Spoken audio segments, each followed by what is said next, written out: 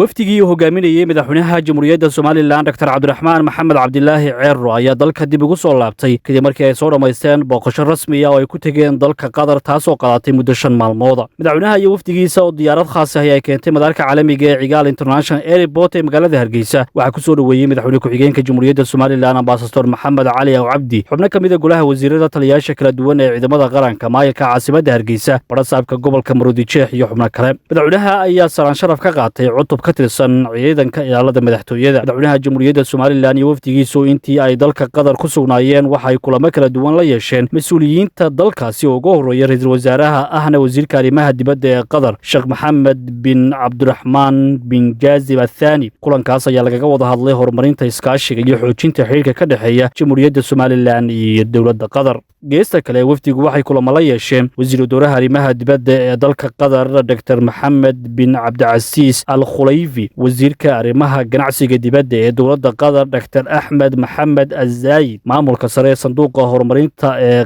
Qatar iyo mas'uulka ugu sarreeya hay'adda Qatar Al-Khayriya ama Qatar Charity. Dhammaanba kulamadaasi ayay labada dhinac kaga wada hadleen arrimo muhiim u ah labada dal oo ay ka mid yihiin xoojinta xiriirka labada dal, horumarinta iskaashiga dhaqaalaha, horumarinta amniga iyo xasiloonida gobolka, maalgashiga, taageerada uu sanduuqa horumarinta Qatar uu ka geysan karo horumarinta Soomaaliland iyo mashaariicda horumarineed iyo kuwa bini'aadantinimo ee ay hay'adda Qatar Al-Khayriya ka fuliso Soomaaliland. Wafdiga madaxweynaha waxaa xubno ka ahaa wasiirada wasaaradaha arrimaha dibadda, madaxtooyada, diinta awqaafta, la taliyaha madaxweynaha ee arrimaha dhaqaalaha iyo madaxa xafiiska madaxweynaha. Cabdicasiis Saciid Cilmi, warbaahinta qaranka, madaarka caalamiga ee Cigaal International Airport, Hargeysa.